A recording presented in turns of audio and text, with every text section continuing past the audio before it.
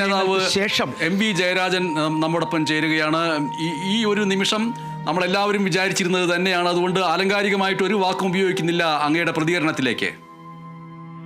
എല്ലാവരെയും ദുഃഖത്തിലാഴ്ത്തിക്കൊണ്ടാണ് സഖാവ് വി.എസ്. അച്യുതാനന്ദൻ നമ്മെ വിട്ടുപിരിഞ്ഞത്. കേരളത്തിലെ കമ്മ്യൂണിസ്റ്റ് വിപ്ലവ പ്രസ്ഥാനത്തിന്റെ ഇതിഹാസമാണ് വി.എസ്. CPI ദേശീയ കൗൺസിലിൽ നിന്ന് ഇറങ്ങി പോയ കൂട്ടത്തിലുള്ള ആദ്യകാല CPIM രൂപീകരണത്തിന് നേതൃത്വം കൊടുത്ത നേതാക്കളിൽ ഒരാളാണ് അദ്ദേഹം. അദ്ദേഹത്തിന്റെ പാവന സ്മരണക്ക് മുമ്പിൽ ആദരാഞ്ജലികൾ അർപ്പിക്കും. അദ്ദേഹം ശ്രീ എം.വി. ജയരാജൻ, താങ്കൾ തിരുവനന്തപുരത്തുണ്ടോ? അദ്ദേഹത്തെ ഇപ്പോൾ കാണാവുന്ന ഒരു അവസ്ഥയിലാണോ? തിരുവനന്തപുരത്താണോ ഉള്ളത്? അത് കണ്ണൂരിലാണോ? തിരുവനന്തപുരത്താണ് ഉള്ളത്. ആശുപത്രിയിൽ പോയി. അവിടെയാണ് എല്ലാവരും ഉള്ളത്. ഇപ്പോൾ അല്പസമയത്തിനകം AKG സെന്ററിൽ അദ്ദേഹം ദീർഘകാലം കേരളത്തിലെ പാർട്ടിയുടെ നേതൃനിരയിൽ പ്രവർത്തിച്ച പാർട്ടിയുടെ ആസ്ഥാന മന്ദിരത്തിലേക്ക് എത്തിക്കും. അവിടെ നിന്നും വൈകുന്നേരം വീട്ടിലേക്ക് കൊണ്ടുപോകും. നാളെ ദർബാർ ഹാളിൽ പൊതുദർശനമാണ്. ഉച്ചയ്ക്ക് ശേഷം ആലപ്പുഴയിലേക്ക് വിലാപയാത്രയായി പുറപ്പെടും.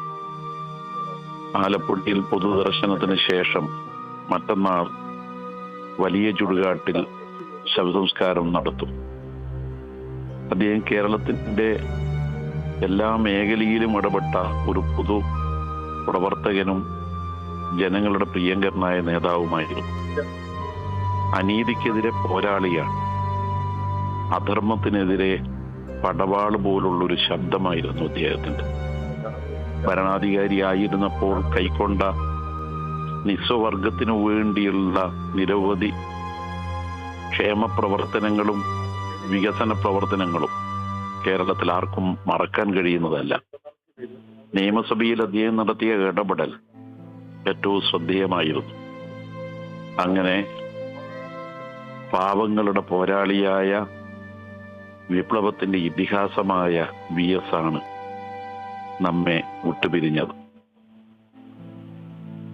ശ്രീ എം.വി. ജയരാജൻ, E.K. നായനാരുടെ വിലാപയാത്രയിൽ തിരുവനന്തപുരത്ത് നിന്ന് ആ വിലാപയാത്ര ആലപ്പുഴ ഭാഗത്തേക്ക് എത്തിയപ്പോൾ അവിടെയുള്ള സാധാരണക്കാർ എൻ്റെ സഖാവേ എന്ന് പറഞ്ഞുകൊണ്ട് ആ മഞ്ചത്തിലേക്ക് വീഴുന്നതിനടക്കമുള്ള ദൃശ്യങ്ങൾക്ക് എനിക്ക് സാക്ഷിയാകേണ്ടി വന്നിട്ടുണ്ട്. ഇവിടെ വി.എസിനെ സംബന്ധിച്ചിട്ട് കുറേ വർഷങ്ങളായി അദ്ദേഹത്തെ നേരിട്ട് പൊതുജനം കണ്ടിട്ടില്ല. അത് അദ്ദേഹത്തിൻ്റെ ചികിത്സയുടെ ഭാഗമായിട്ട് വീട്ടിൽ തന്നെയായിരുന്നു. അതുകൊണ്ട് തന്നെ ഒരു നോക്ക് കാണുക എന്ന് പറയുന്ന അത് കൂടുതലായിട്ട് അത്രയധികം ആളുകൾ വരാൻ സാധ്യതയുണ്ട്.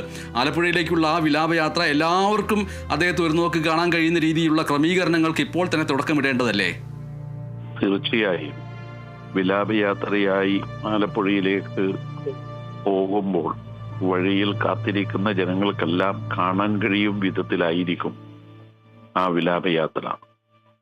മാത്രമല്ല, ഇന്ന് AKG സെന്ററിൽ പൊതുദർശനത്തിന് ശേഷം വീട്ടിലേക്ക് കൊണ്ടുപോയാൽ നാളെ ദർബാർ ഹാളിൽ ഉച്ചയ്ക്ക് 2 മണി വരെ എല്ലാവർക്കും കാണാനുള്ള സൗകര്യമുണ്ട്.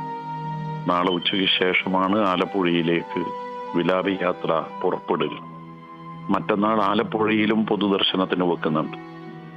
അങ്ങനെ അദ്ദേഹത്തിന്റെ ഇക്കാലം അത്രയും നടത്തിയ ധീരമായ ജനകീയ പ്രവർത്തനങ്ങൾക്ക് ജനങ്ങൾ അദ്ദേഹത്തെ കാണാനും അവസാനമായി അദ്ദേഹം ആദരാഞ്ജലികൾ അർപ്പിക്കാനുമുള്ള ആഗ്രഹമുണ്ടാകും. അതെല്ലാം കണക്കിലെടുത്തുകൊണ്ടാണ് ശവസംസ്കാരം മറ്റന്നാളത്തേക്ക് മാറ്റിയത്. ശ്രീ എം.വി. ജയരാജനാണ് ഇപ്പോൾ വി.എസിൻ്റെ ഈ വേർപാടിൻ്റെ നിമിഷത്തിൽ അടുത്ത നടപടിക്രമങ്ങൾ എന്തൊക്കെയായിരിക്കുമെന്ന് സൂചിപ്പിക്കുകയും ഒപ്പം അദ്ദേഹത്തിൻ്റെ രാഷ്ട്രീയ ജീവിതത്തെയും വ്യക്തിജീവിതത്തെയും ചേർത്ത് വെച്ച് ഓർമ്മകൾ പങ്കുവെക്കുകയും ചെയ്തത്. നന്ദി എം.വി. ജയരാജൻ. കോഴിക്കോട്ട് നിന്ന് റിയാസ് KM ചേരുന്നു. റിയാസ് KM, ആലപ്പുഴയിലേക്ക് എത്തുക, ആലപ്പുഴയിലേക്ക് പോവുക, ആലപ്പുഴയിലേക്ക് ടിക്കറ്റ് എടുക്കുക, എത്രയും പെട്ടെന്ന് ഒരു നോക്ക് വി.എസിനെ കാണണമെങ്കിൽ എന്നുള്ള നിലയ്ക്ക് ഇപ്പോൾ തന്നെ പല ഭാഗത്തു നിന്നും ഫോൺ കോളുകൾ വന്നുകൊണ്ടിരിക്കുന്നു. കേരളത്തിൻ്റെ വിവിധ ഭാഗങ്ങളിൽ നിന്ന് നമ്മുടെ അടക്കമുള്ള ഓഫീസുകളിലേക്ക് സംസ്കാര ചടങ്ങുകളുടെ വിശദാംശങ്ങൾ ചോദിച്ചുകൊണ്ട്, പൊതുദർശനം എത്ര മണിക്കായിരിക്കുമെന്ന് സൂചിപ്പിച്ചുകൊണ്ട്